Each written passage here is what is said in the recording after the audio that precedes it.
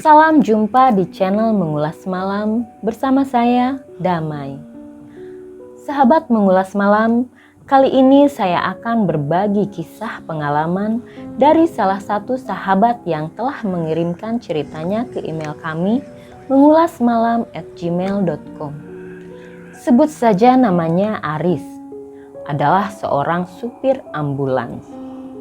Setiap harinya bertugas untuk mengantarkan jenazah dari rumah keluarga sampai ke pemakaman. Sebagai supir ambulans jenazah, awalnya Aris merasa takut untuk melakukan pekerjaan ini. Namun seiring berjalannya waktu, Aris sudah terbiasa dengan pekerjaan ini. Dan karena profesi ini pastinya sering kali mengalami hal-hal mistis yang terkadang mengganggu Aris pribadi. Dari banyaknya hal mistis yang dialami, ada satu pengalaman yang membuat Aris selalu teringat, yaitu ketika mengantarkan salah satu jenazah ke satu tempat pemakaman umum di kota Bandung. Menurutnya, pengalaman pada saat itu sangat berbeda karena hal mistis yang mengganggu kejadiannya terus berkelanjutan. Mulai dari bertemu, berpapasan, sampai dijumpai oleh sosok gaib tersebut di dalam mimpi. Awalnya tidak mengerti mengapa Aris mengalami hal ini. Sampai pada akhirnya, setelah dicari tahu, Aris mengerti karena makhluk tersebut terus mengikutinya. Waktu itu kejadiannya sekitar 1 tahun yang lalu. Aris mendapatkan panggilan untuk mengantarkan 3 jenazah dalam 1 hari yang akan dimakamkan. Jenazah yang pertama diantarkannya pada jam 8 pagi, lalu jenazah yang kedua pada jam 12 siang. Kemudian yang ketiga yaitu jenazah yang terakhir jam 3 sore. Sampai akhirnya selesai mengantarkan semua jenazah pada hari itu, Aris kemudian beristirahat untuk sholat maghrib dan makan malam. Karena jarak antara TPU terakhir menuju ke rumahnya memanglah jauh. Setelah selesai sholat isya, lalu Aris bersiap pulang dan merapihkan mobilnya untuk diantar kembali ke pos penyimpanan mobil jenazah. Sepanjang jalan mengendarai mobil, di situ Aris merasa ada hal aneh yang dirasakannya. Seperti merasakan bahwa dirinya tidak sendirian di dalam mobil itu. Hanya saja Aris menganggap itu adalah hal yang tidak perlu dikhawatirkan dan tidak perlu dipikirkan. Mungkin hanya perasaannya saja. Sekitar setengah jam dari perjalanan, tiba-tiba Aris melihat ada orang yang memperhatikan mobilnya di pinggir jalan.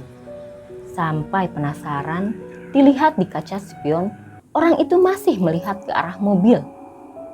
Masih diingat persis sekitar jam 9 malam, di samping kiri jalan, dia melihat ada orang yang sama menatap ke arahnya dengan ekspresi datar, namun menatap tajam ke arah Aris.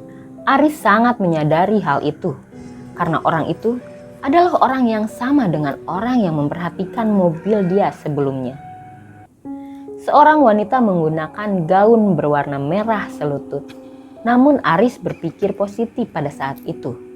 Karena mungkin ini adalah hal yang biasa dialami ketika mengalami gangguan oleh makhluk tak kasat mata karena profesi ini. Setelah kejadian tadi, rupanya Aris agak sedikit memikirkan apa yang sedang dialaminya pada malam itu. Kenapa melihat wanita yang sama dalam satu perjalanan pada posisi yang berbeda? Tapi semaksimal mungkin, Aris mencoba berpikir positif atas kejadian itu. Karena terlalu memikirkan kejadian tadi, tanpa disadari Aris hampir menabrak seseorang yang sedang menyeberang dan alangkah mengejutkannya. Yang menyeberang itu adalah sosok wanita bergaun merah yang dilihatnya beberapa kali sebelumnya. Aris refleks menginjak rem dan melihat sekitar. Tapi tidak melihat siapa-siapa di sekitar mobil. Karena keadaan semakin aneh, pikirannya pun mulai tak jelas. Dan dia memutuskan untuk mempercepat laju mobil, bergegas menyimpan mobilnya. Akhirnya tiba juga di pos penyimpanan mobil.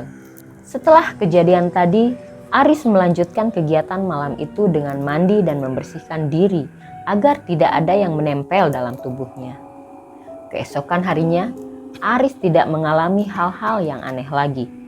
Sampai di hari ketiga sesudah kejadian, seperti biasanya, Aris mendapatkan panggilan untuk mengantarkan jenazah ke TPU yang sama pada saat sebelum dia mengalami kejadian aneh bertemu dengan sosok wanita bergaun merah. Tepatnya ketika Aris mengantarkan jenazah terakhir pada 3 hari lalu. Di saat Aris sedang berada di sekitar pemakaman dan berdiri di dekat mobil ambulans sambil memperhatikan prosesi pemakaman dari jauh, tiba-tiba ada yang mengajak berbicara. "Lagi apa, Pak, di sini?" "Mengantar jenazah ya, Pak," ujarnya ramah.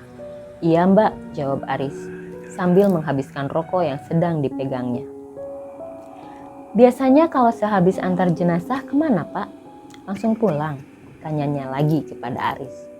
"Biasanya sih saya langsung antar mobil ambulans ke pos tempat di mana saya biasa memarkirkan ambulans, Mbak," jawabnya lagi kepada wanita di samping Aris itu sambil melihat prosesi pemakaman. "Oh iya, Mbak apa termasuk juga kerabat keluarga ini, Mbak?" sambung Aris.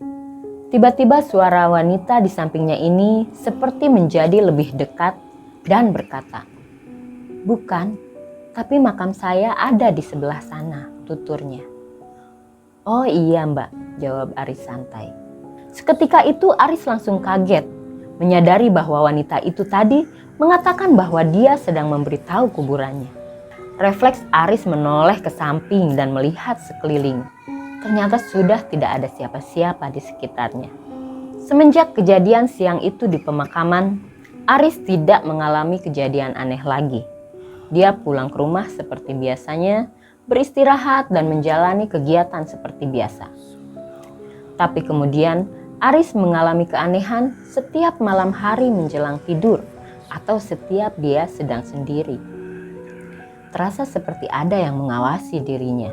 Di benaknya selalu teringat dengan sosok wanita bergaun merah berwajah pucat yang sempat dia lihat beberapa kali ketika perjalanan pulang beberapa waktu lalu dan menatap Aris dengan tajam. Meskipun beberapa kali Aris berusaha berpikiran positif dan tidak mengingat kejadian saat bertemu dengan wanita itu. Sampai suatu malam Aris mengalami mimpi buruk, bahkan sampai sekarang masih teringat olehnya. Di dalam mimpi itu Aris berdiri tepat di tepi jurang sendirian. Tiba-tiba dia mendengar suara keras seperti hantaman kencang tidak jauh dari tempatnya berdiri. Segera dia menghampiri lokasi kejadian. Di situ ramai sekali banyak orang yang melihat kejadian itu. Ternyata Aris sedang berada di lokasi kecelakaan mobil. Dengan sigap, dia membantu masyarakat setempat untuk menolong korban dari kecelakaan itu. Ketika Aris membuka pintu kiri mobil, dia melihat ada seorang wanita yang sedang terluka parah akibat hantaman mobil yang terkena pembatas jalan sisi jurang. Wanita itu mengatakan dengan suara lirih dan lemah, "Tolong saya dan suami saya. Tolong temukan suami saya," katanya sambil menatap Aris seakan memohon kepadanya. Saat itu juga Aris menyadari bahwa wanita korban kecelakaan itu menggunakan gaun berwarna merah persis seperti baju yang dikenakan oleh wanita yang hampir tertabrak olehnya pada waktu itu. Aris kaget sekali dan langsung membuka mata. Badannya terasa sangat tidak enak. Keringat dingin membasahi badan dan detak jantungnya juga terasa sangat cepat saat terbangun.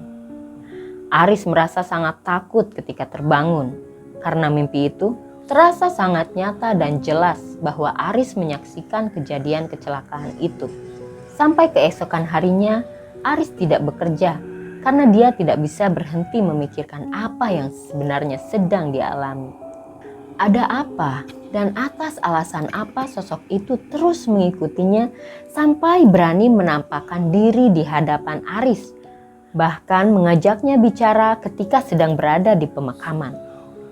Aris sangat merasa tidak tenang, khawatir akan terjadi sesuatu yang buruk menimpanya dan juga merasa takut atas apa yang akan terjadi padanya. Sampai ketika malam hari saat Aris tertidur, Kembali dia mengalami mimpi yang lebih aneh lagi. Banyak hal-hal yang tidak bisa dikendalikan saat dia sedang bermimpi.